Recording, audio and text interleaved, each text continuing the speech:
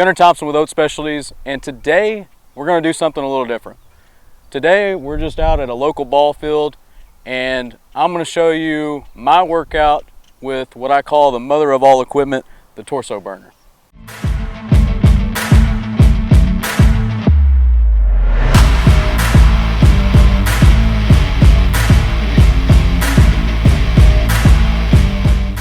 So before I get started, I'm going to do a warm-up, and then I'm just going to go through a normal workout that I would do with the TorsoBurner. The reason I call it the mother of all equipment is if I really honestly had to pick just one piece of equipment that I could use to make athletes more explosive and more powerful, it would probably be the TorsoBurner. Just because it's so versatile and it basically allows you to train strength, power, explosiveness, speed all at the same time. So I'm going to get warmed up here. I'm just going to kind of show you through that. I'm going to talk you through a little bit about what I'm doing during my workout. And remember, this is not instructional. I'm not telling you to do any of this. I just kind of want to show you and give you a little insight onto how the TorsoBurner could be utilized in a workout. So let's get started.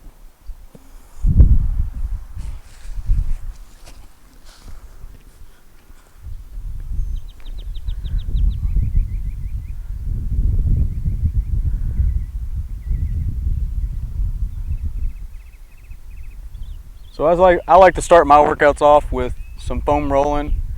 I know there's been a big debate on whether or not it really helps, but the bottom line is it makes me feel better, and if it makes me feel good to start a workout, then that's what I'm going to do.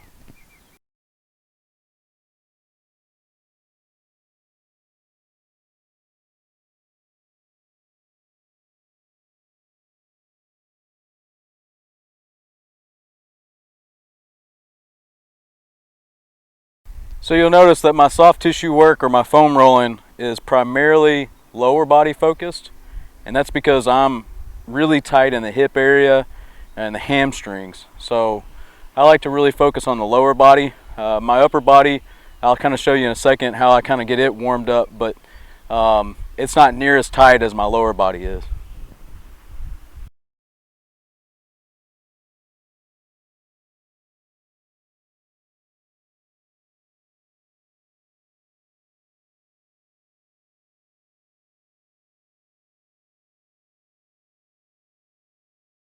And I do like to hit a little of my upper to mid back just because it feels really good.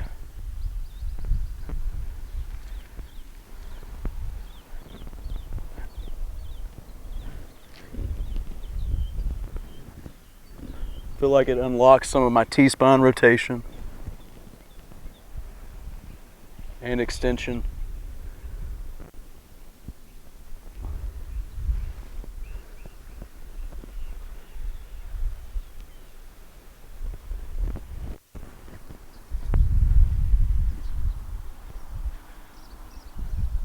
That's pretty much it for the foam rolling. Then I'm going to get started with just a full body kind of warm up. Me personally, obviously, I'm not playing competitive sports anymore, so I like to just do a quick warm up just to get the blood flow going, something that will get me a little bit loose, and then get started. Just because I don't think you need an hour-long warm up just to prepare yourself. Now, if you're doing something specific like pitching, and you may need that full hour, but me personally, a good 5-10 minute warm up is plenty.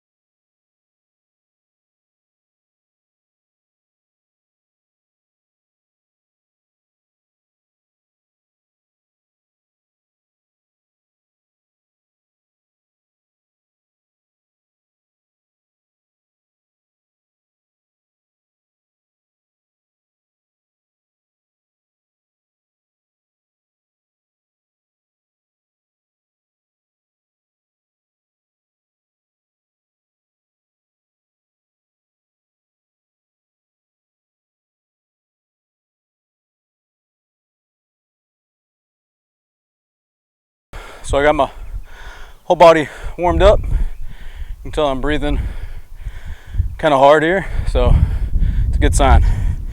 Now, before I get started with the TorsoBurner workout, I'm just going to do something really quick to kind of open up my shoulders. I have some shoulder injuries in the past, so I just like to do a little extra work on the shoulders and my upper body. Again, I think it's really important. This is why it's so important to find you a coach and get an individualized training program for you, because you may have some lingering or nagging injuries or something that happened to you in the past that may be limiting your range of motion or your function now. And so it's really important to address those specifically. But for me, I love the bell club, the lighter bell club, just to kind of open up my shoulders a little bit, just give myself a little bit range of motion, a little bit more blood flow to the area.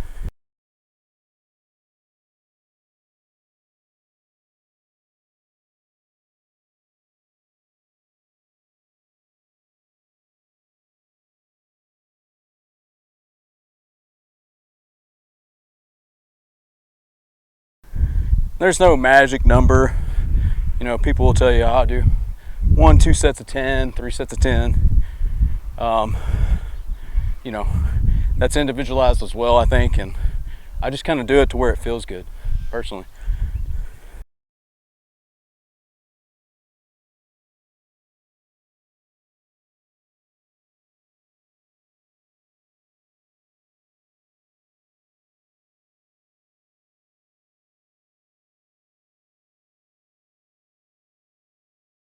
All right, let's get started. So, tell you real quick about what I'm doing. Some people complain about not having time to get a workout in, or they think that they can't get in an efficient workout. Well, with the TorsoBurner, 15, 20 minutes tops is all you need. I mean, it is a extremely intense workout.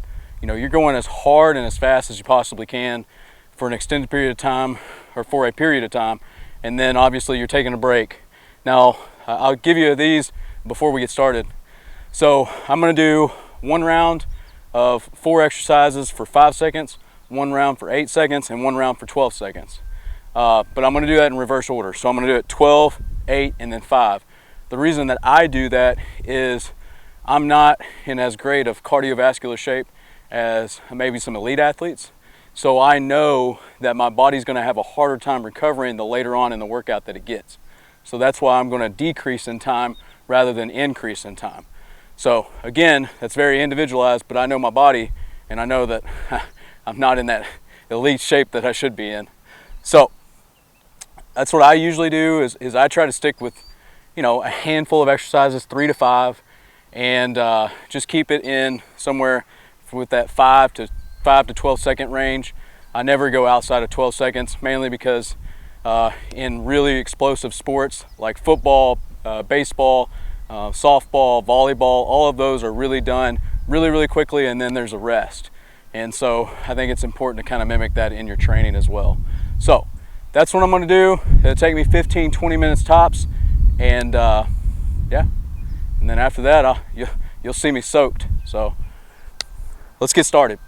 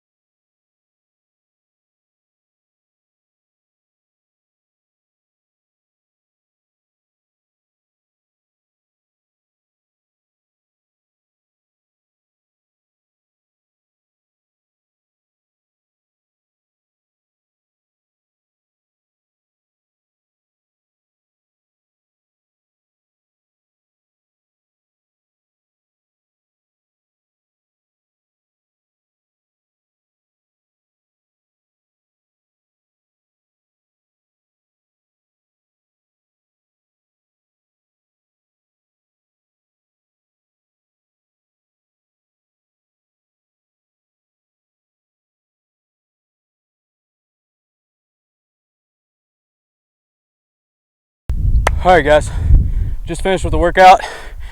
15 minutes. Man, I think it's 15 minutes tops, honestly. I'm beat. I did 4 exercises, one of which was a multi-side, so I had to do it twice, so technically I guess 5. And then I made a mistake. I was supposed to go 12, 8, and then 5 seconds, but we started with 5, and so we just went ahead and went for it. You know, elite athletes could probably do the 5, 8, and 12 in that order, but you'll see from the video, by the time I got to 12 seconds, I was wore out. So it's a really effective, really efficient workout. 15 minutes, and I'm beat. So one thing I wanted to mention was, you know, speed chains, people look at it and they think, oh, you know, they can just go down and buy some chains and kind of mimic this. And the secret sauce of the speed chains is the fact that the chains go from small, closer to the handle, and they get larger as they get spaced out. And that's to allow for accommodating resistance.